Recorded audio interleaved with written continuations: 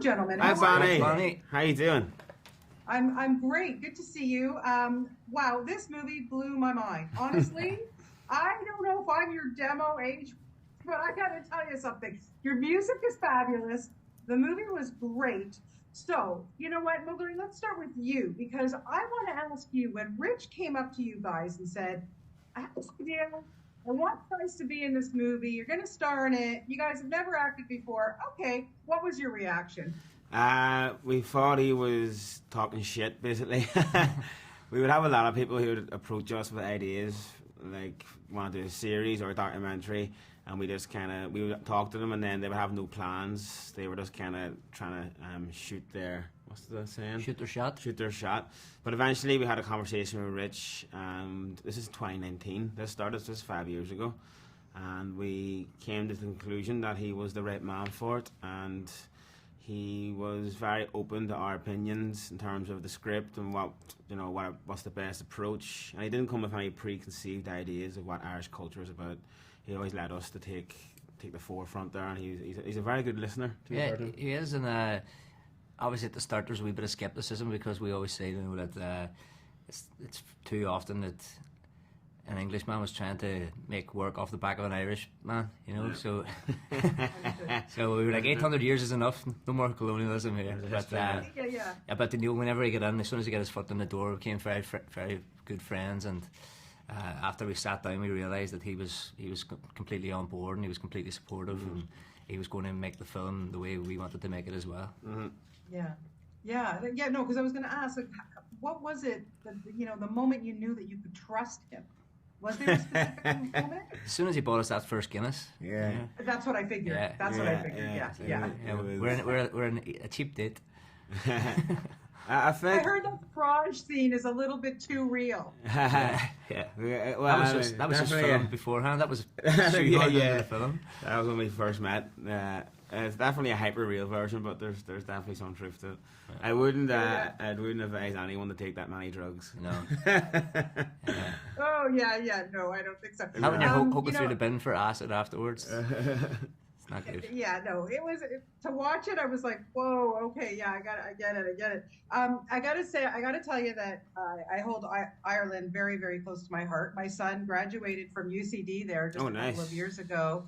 Yeah, he graduated veterinary medicine, and so I've been a couple times, and I fell in love with the country. But I gotta say, and I was just telling this to Rich, that in all my encounters, I went all over the country, Belfast included. I never heard one word of Irish being spoken. Always English. Maybe because I'm Canadian and they thought she's not going to understand. Why is that? Who wants to take that one? It's because of 800 years of colonialism. The language was, I said this before, beaten out of people, and so much shame attached to the language that people thought that they had to speak English to get ahead in life and to get jobs, and so a lot of people were shamed into not speaking the language, and then that kind of carried down through the generation. That kind of trauma was passed down, and then the Catholic Church were involved in it, the British government were involved in it, but now it's come full circle. The youth are recapturing their love for the language, their love for culture, and it's obviously when was the first Irish language school in the north started? Yeah, the first Irish language primary school only started in 1972. Wow. It was basically outlawed by the northern government, so it was all community funded. All the teachers worked for free. And the first secondary school started in 1991. And again, that was all community funded because the British government refused to give it any funding. So in the north, it's quite a young movement. Like when my parents were growing up, there was no Irish language medium schools. Right. So that's probably the reason maybe in the north. And in Dublin's so big, like you will find Irish in Dublin, but you have to go to the right places. If you go to rural Donegal, Galway, places like that, all down the west coast. All the west coast. Because that's when the English were in Ireland, they forced all the native Irish speakers to the west coast, because that's where all the worst land is in Ireland. Yeah.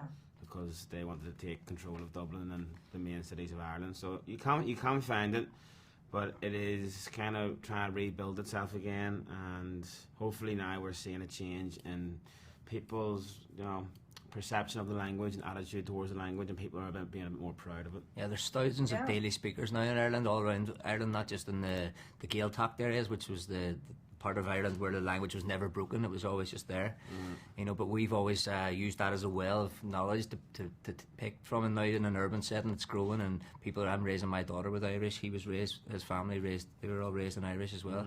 You know, so you're seeing that more where people are starting to raise their families again in the Irish language. Yeah, but also your music is encouraging it too, from what I understand. So, you know, kudos to you guys. I wanted to know what your process is like. How do you work together? We want to take this one, like, you know, when you're sitting down writing or rapping, like when you're writing these things, I want to know what the collaborative, you know, teamwork is like. How does it all come together?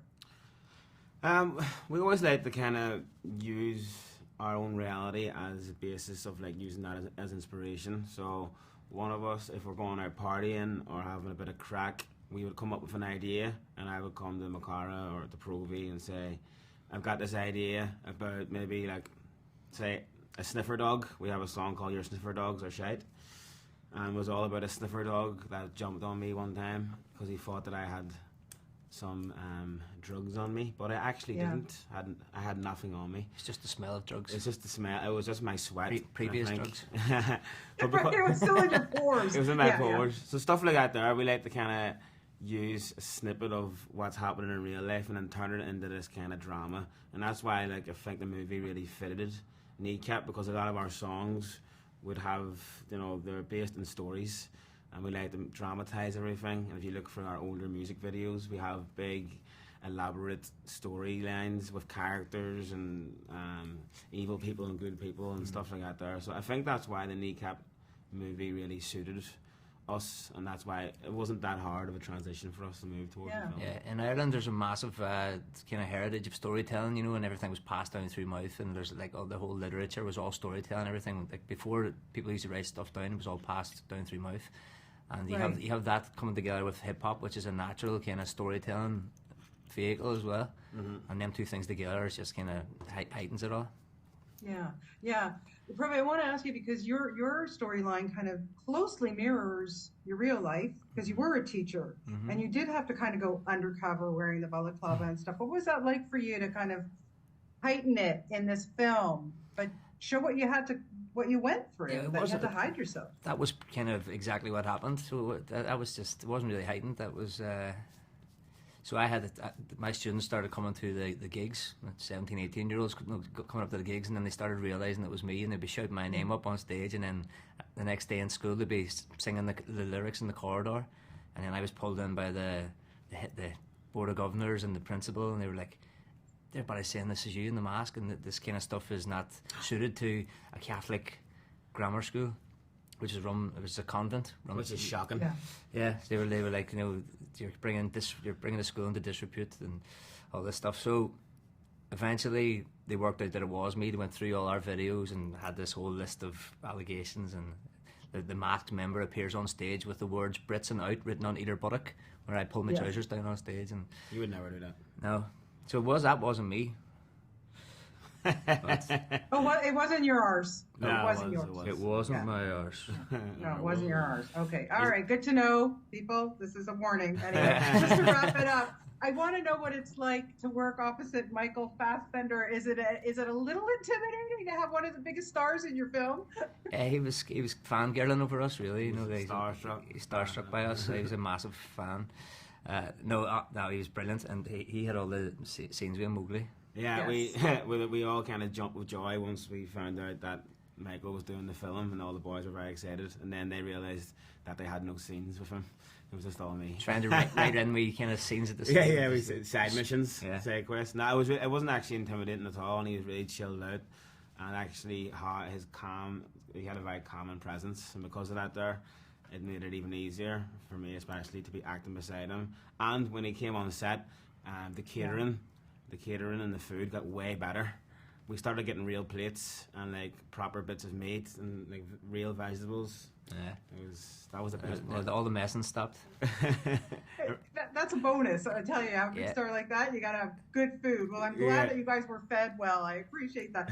Listen, thank you so much for your time today, gentlemen. I can't wait to get back to Ireland. Like I say, one of my favorite places to visit, and really best of luck with this movie. I thought it was fantastic. So congratulations. Kudos to you. Thank you. Thank you very much. Okay. Bye-bye. Bye-bye.